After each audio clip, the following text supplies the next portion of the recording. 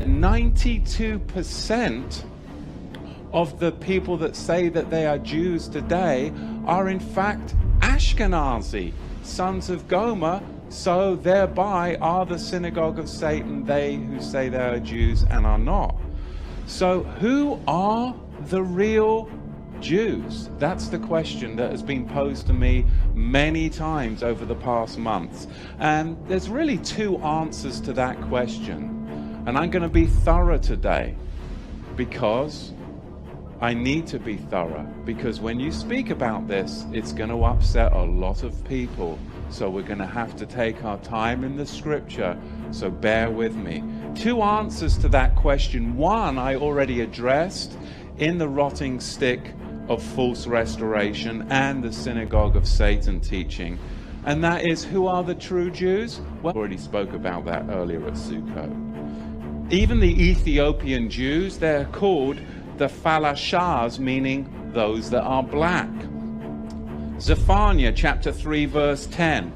From beyond the rivers of Ethiopia, my worshippers, the daughters, my dispersed ones. That's the Queen of Sheba and her sons migrated and dispersed to Ethiopia.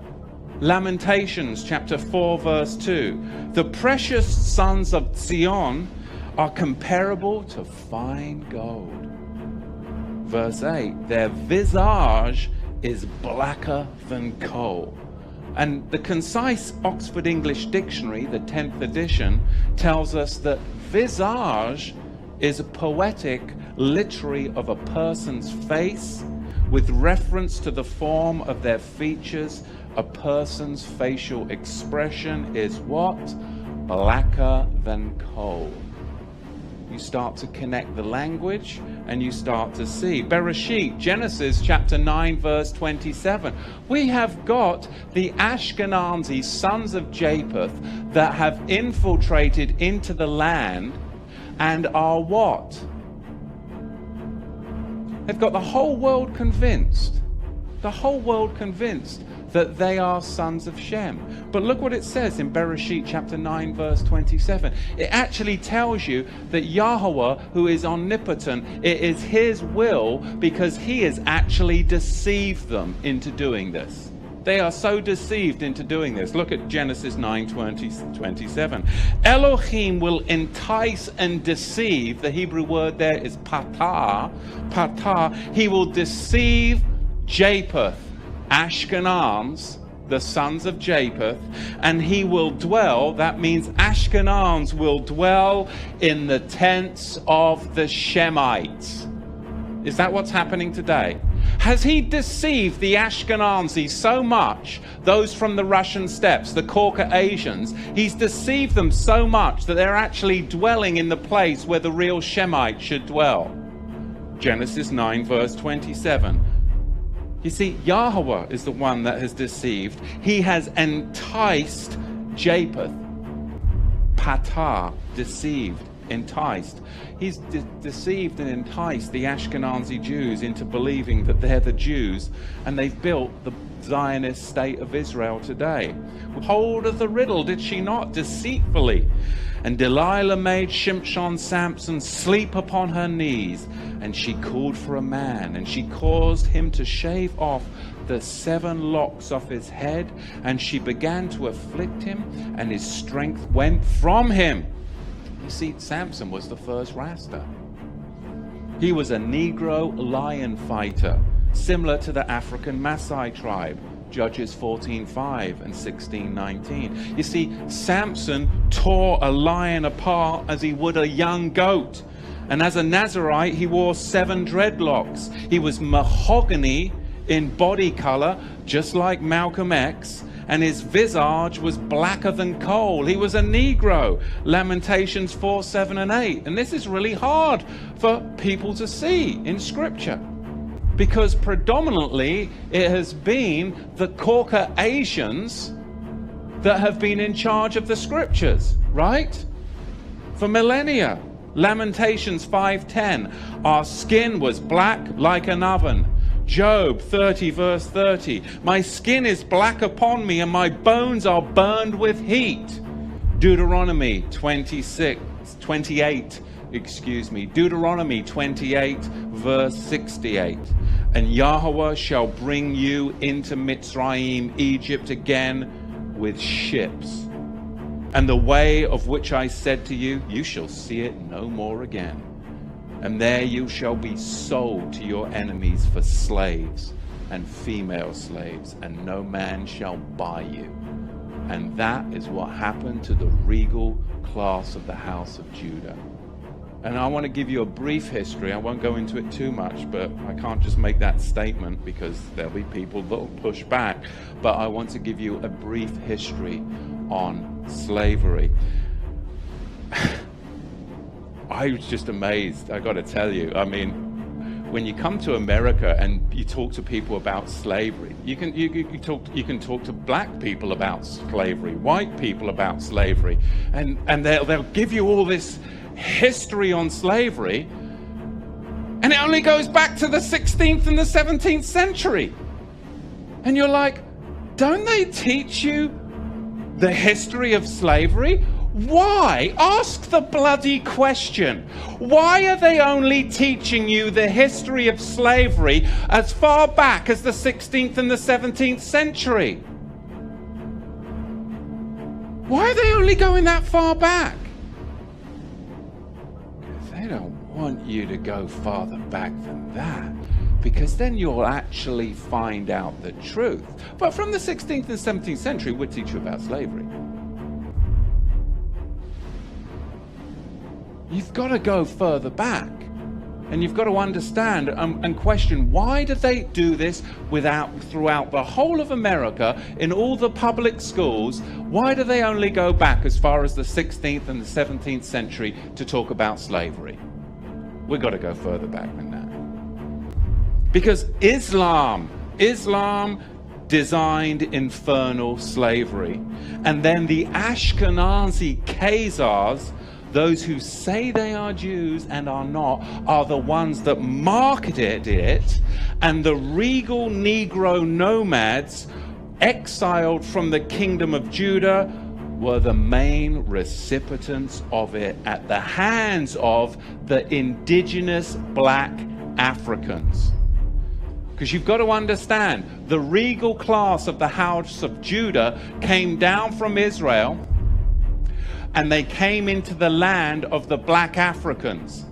And the black Africans resented the regal class of the house of Judah in their land, because they had laws, they had customs, they had civility, and they were a regal class of Negro that came down into Africa. And later on, it was the Ashkenazi, the Islamic slave traders as well, that then worked together with the indigenous black Africans to enslave the regal house of Judah.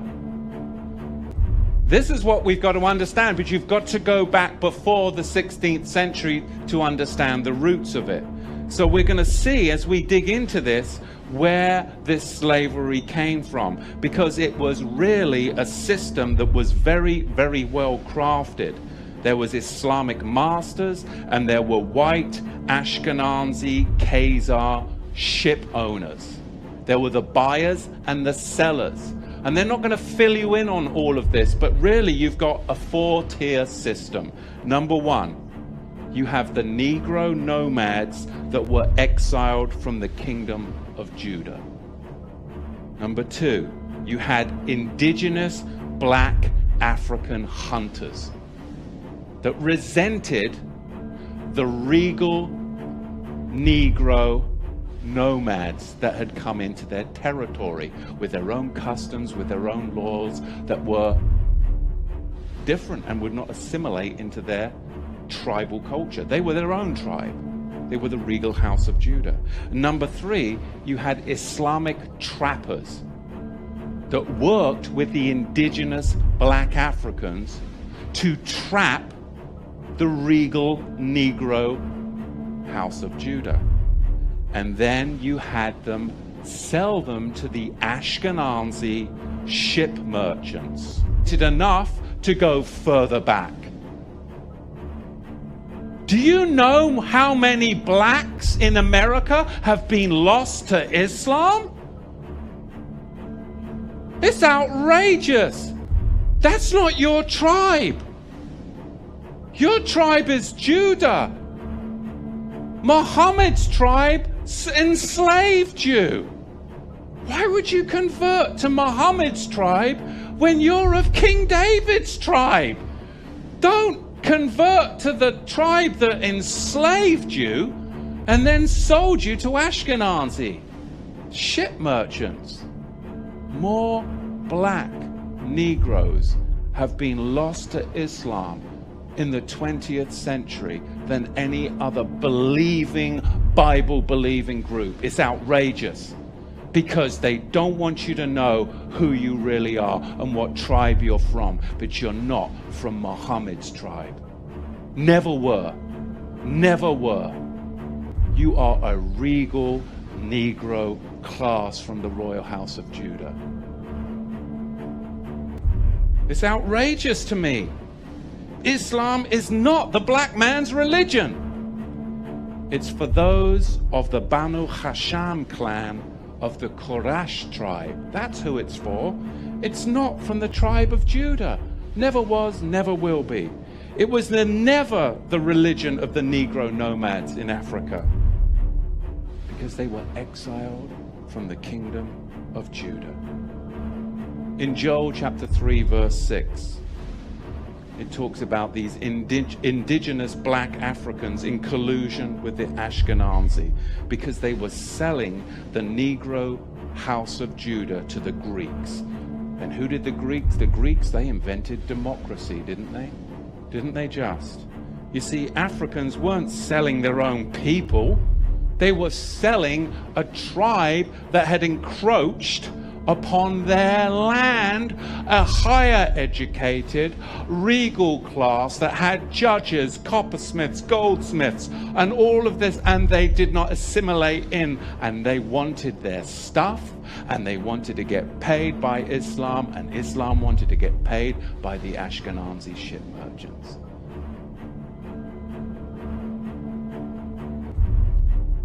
The Igbo tribe of Africa, they're Jewish.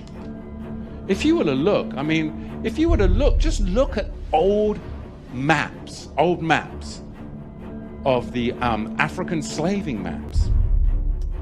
There's an old map of, I think it's Guinea in maybe in the 1720s, 1730s. There's this old map, and it's called a slave coast map. Look on that. It's the slave coast map of Guinea, 1736. And you look on the West Africa map of 1747, and it says right on the West Africa map of 1747, Kingdom of Judah. Right there on the map. On the 1747 Slave Coast map, Desert of Seth. Well, who was Seth? He was Adam and Eve's third son after the death of who? Abel. Desert of Seth, right there on an African slaving map. Luke chapter 3 verse 38, we're talking about the genealogy of Yahusha from the tribe of Judah. Verse 38, the son of Enosh, the son of Seth, the son of Adam, the son of Elohim. But by 1771, the very same map, even with the same cartographer that did the map of 1747, all of a sudden, by 1771, they got wise to it. And there is no Kingdom of Judah no more on that map. Disappeared. Same cartographer. Somebody got to him, right? Why would the same cartographer remove the Kingdom of Judah from the 1771 map that was in the 1747 map? Why would he do that? You see, you've got to go further back, because the more we go along this time,